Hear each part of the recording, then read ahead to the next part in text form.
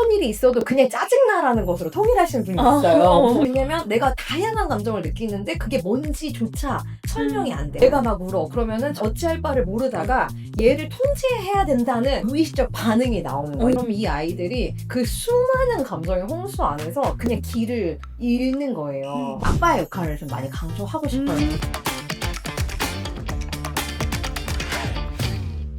안녕하세요, 김가입니다. 우리 아이가 떼쓰거나 화내지 않고 다정한 아이로 키우려면, 기분이 태도가 되지 않는 아이로 키우려면 어떻게 될까요? 요즘 점점 감정 조절력이라는 거에 대한 중요성이 굉장히 크게 떠오르고 있는데요. 오늘 이야기를 나누실 특별한 게스트 모셨습니다. 바로 만미 가족관계연구소의 윤여진 수장님입니다. 반갑습니다.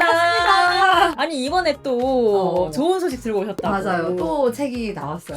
어떤 책이요? 이번 책은 감정에 대한 책이에요. 학부 때부터 심리학을 전공을 했고 대학원을 다니는 10년 동안 제가 가장 많이 연구했던 주제가 감정이었어요. 우리 어렸을 때 생각해보면 감정을 배우지도 않고 이걸 어떻게 해야 되는지를 아무도 가르쳐주지 않잖아요. 그래서 어떤 일이 있어도 그냥 짜증나라는 것으로 통일하시는 분이 있어요. 그 사람은 되게 유아 때 그런 감정적인 업이나 어떤 감정 조절을 못 배운 거예요. 왜냐면 내가 다양한 감정을 느끼는데 그게 뭔지조차 설명이 안 돼. 근데 이 아이가 느끼는 그 모든 감정의 스펙트럼이 이상한 건 아니잖아요. 우리가 인간이니까 느낀 되게 아름다운 신호이기 때문에 그게 무엇인지를 서로 알아가면서 하는 게 중요한 것 같고, 저에게는 어떤 개인적인 관심사에 가까웠는데 아이를 낳고 보니까 아이의 감정도 제가 가르쳐야 되는데 그때 그 상황에 부딪혀 보니까 제가 정말 저를 잘 모른다는 깨달음을 많이 얻게 됐거든요. 근데 제가 인스타를 하고 또 많은 엄마들을 만나면서 우리 세대의 엄마들이 가장 많이 겪는 어려움 중에 하나라는 건 생각이 들어요. 나는 감정을 제대로 다스리는 법을 배우지 못했지만 아이한테 이거 알릴 수 있다면 너무 좋을 것 같아요. 심지어 요새는 병도 걸리잖아요. 그럼요. 갑자기 이제 2000년대가 되고 감정 연구가 더 활발해지고 뇌과학이 더 발달하면서 인간의 어떤 건강한 삶을 위해서 가장 중심적인 축이라는 게 밝혀졌는데, 이제 문제는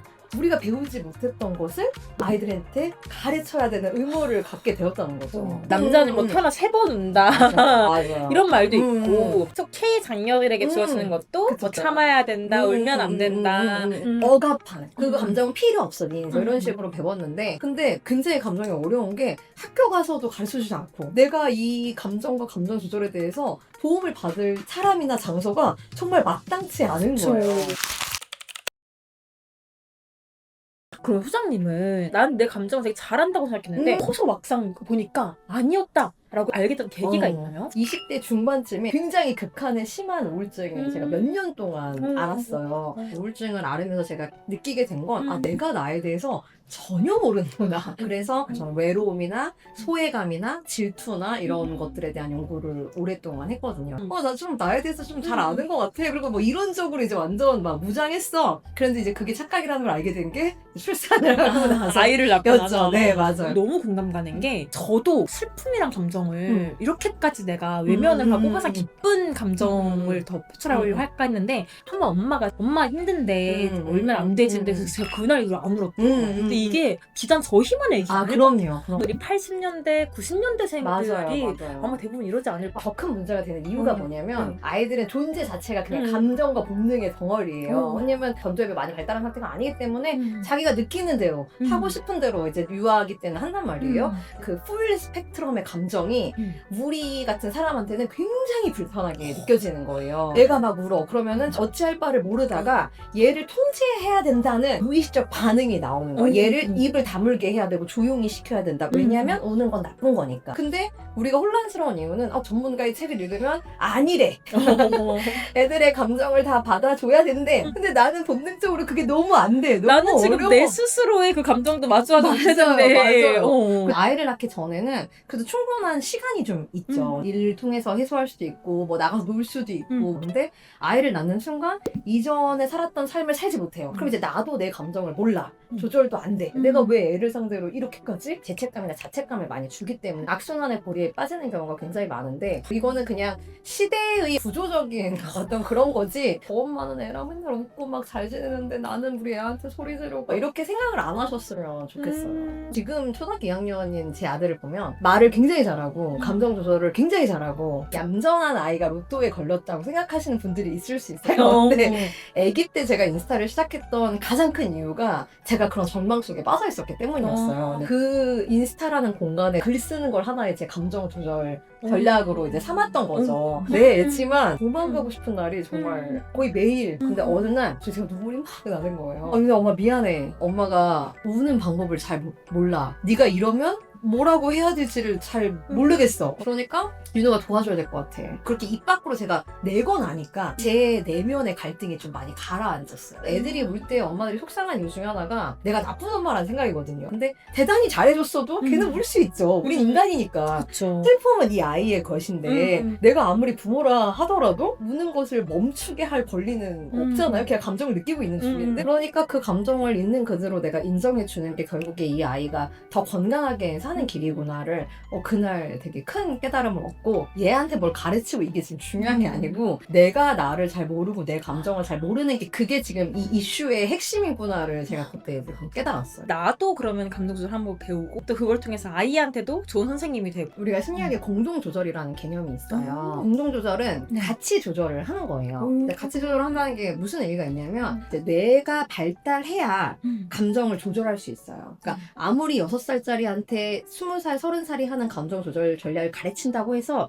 걔가 30살처럼 할 수 없어요. 그렇기 때문에 특히 아이가 어릴수록 어른이 얘가 나아가야 할 방향을 보여줘. 그래서 어른이 차분한 어떤 주파수를 줘. 이제 이렇게 얘기하면 그게 말이 쉽지 너 하겠냐 이런 사람이 있으실 것 같은데 당연히 어렵죠. 그러니까 연습을 해야 된다는 거예요. 이 아이의 슬픔은 이 아이의 거야 라고 느끼는 게 되게 중요한 게 내가 개인적으로 받아들이고 같이 얘를 공격하면 얘는 배울 수가 없는 거예요. 그러려면 엄마 아빠가 먼저 감정 조절력을 키워야 되겠죠. 방금 말씀하신 것 중에 감정 주파수라는 단어가 신박했어요. 친구들끼리도 이렇게 있으면 말을 하지 않아도 저 사람이 슬픈지 기쁜지 화가 났는지 느껴지잖아요. 아이랑도 저는 그렇다고 생각이 들거든요. 아이와 같이 공명하면서 아이도 건강하게 주파수를 잘 맞춰 나갈 수 있도록 도와주는 거 개념을 설명하려고 제가 만든 단어예요.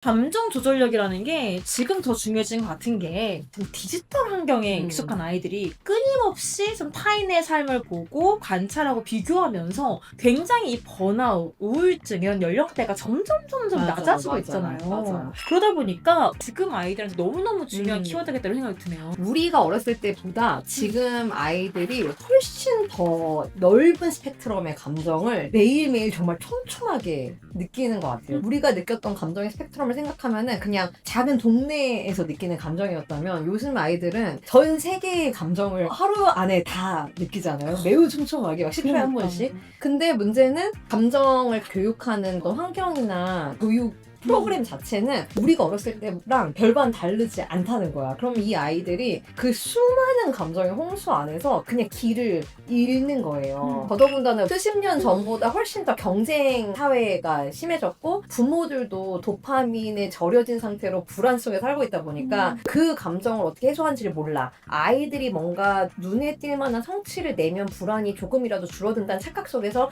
이 아이들 경쟁 사회에 계속 어린날 밀어넣는단 말이에요. 근데 해소하는 건 아무도 가르쳐주지 않았어. 조절하는 것도 안 가르쳐줬어. 엄마 아빠들도 몰라. 그러니까 이게 계속 악순환이 되는 건데 꼭 알아야 될 게 사실 모든 게 감정의 문제예요. 다이어트를 하는 방법은 간단해요. 덜 먹고 많이 움직이고 그냥 그거 2개만 하면 돼요 사실. 근데 왜 안 하게 되느냐, 되게 다양한 감정이 숨어져 있어요. 사실 더 많이 먹게 되는 이유는 내가 느꼈던 부정적인 감정을 다른 방식으로 해소할 줄 모르거나 그렇기 때문에 뭔가 폭식을 하거나 안 움직이는 것도 마찬가지야. 번아웃이 왔거나 좌절과 어떤 절망을 이겨낼 줄 아는 방법을 모른다거나 그러면 움직이기가 점점 싫어지는 거죠. 뭔가 감정과 정신의 문제에 사실 더 가까운데 많은 심리학자들이 얘기하듯이 그러니까 내가 스스로를 믿지 못하고 목표를 세울 때마다 실패한다는 것을 내가 알고 있어. 그러니까 아예 도전도 안 하고 싶어. 그런 여러 가지 감정들이 뭉쳐져서 나라는 사람이 된 거잖아요. 우리가 도전하고 성취하고 하는 그 모든 과정도 감정이 결국엔 핵심이라는 걸 알면 아이들이 앞으로 건강하게 자기가 원하는 삶을 사는 것도 감정을 잘 가르치는 게 되게 핵심이라는 걸 우리가 알 수 있을 것 같아요.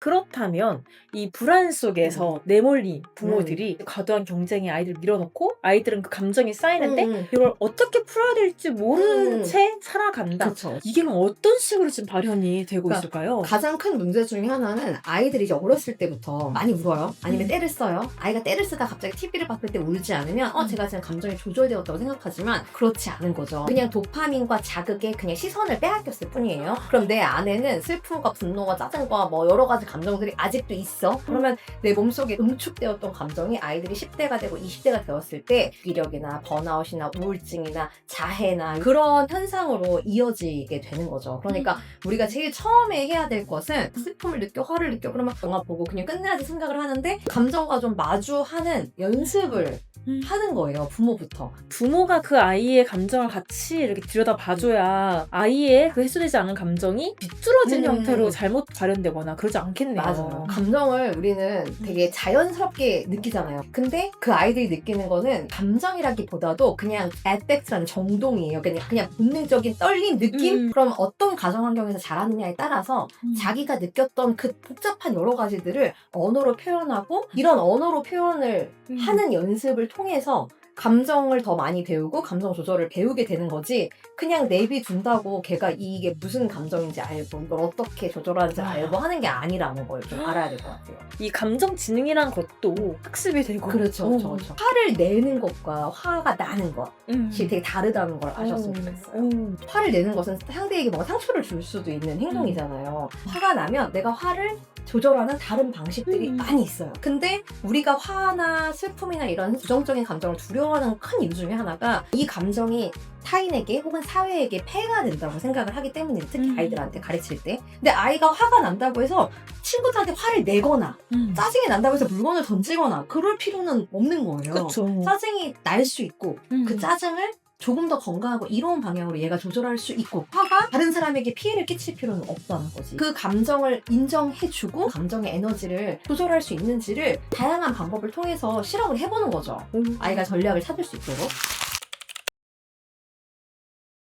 정말 그 감정 지능의 토대를 만들기 위해서는 결국 부모님의 역할이 되게 중요할 것 그렇죠. 같아요. 그렇다면 부모는 아이의 감정 일타 강사여야 한다라고 말을 하셨는데 이를 위해서 구체적으로 부모님이 어떤 역할을 해야 될까요? 아빠의 역할을 좀 많이 강조하고 싶어요. 같은 시대를 살았던 동시대 남자들은 오죽할까를 그쵸, 한번 생각해 보자면 그쵸. 더욱더 억압되고 더욱더 통제되고 더욱더 자신의 감정에 대해서 진짜 1도 모르는 상태로 자란 우리의 배우자들이 많단 말이에요. 그런 아빠들의 모습을 보고 자라는 우리 아이들은 아무리 엄마가 말로 감정에 대해서 가르치려고 해도 아빠가 스스로 감정을 억압하고 아빠가 화가 난 게 아니라 화를 내고 그런 것들을 계속 보여주면 아이들의 눈에는 당연히 그럼 남녀가 차이가 있는 거야? 남자는 저래도 되는 거야? 혹은 남자는 저렇게 하는 게 감정 조절 전략인 거야? 이렇게 생각할 수 있잖아요. 그럴 수 그래서 있겠네요. 부모가 서로 둘 다 감정을 가르쳐주는 존재가 저는 됐으면 좋겠어요. 아이에게만이 아니라 서로 감정을 서로 알아주고 가르쳐주고 이해해주고 조절하는 방식을 서로 테스트를 해보는 그 과정에서 아이에게도 어떻게 가르칠 수 있을지에 대한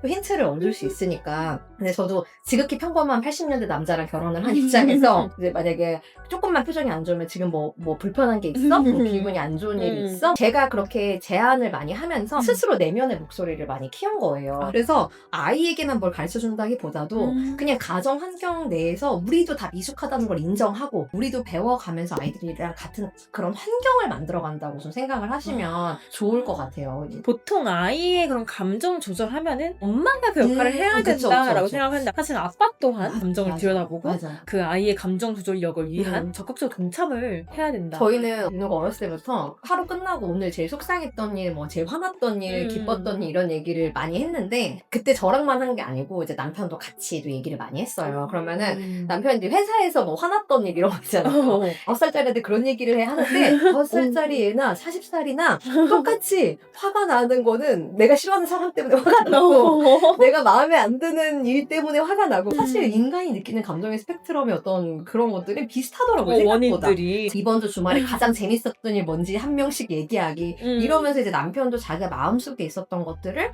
언어화하고 그걸 사랑하는 사람이랑 공유하고 내가 화났던 것들을 조절할 수 있는 방법들을 같이 찾아갈 수 있구나를 많이 배운 것 같아요. 물론 저도 그랬지만 지금 애들은 무기력과 싸워야 되는 감정을 제대로 가르치지 않으면 디지털 기기로 도망갈 수밖에 없어요. 디지털 세상 어디론가 부모는 절대 찾지 못해요. 그 아이가 어디 있는지. Now give it to me.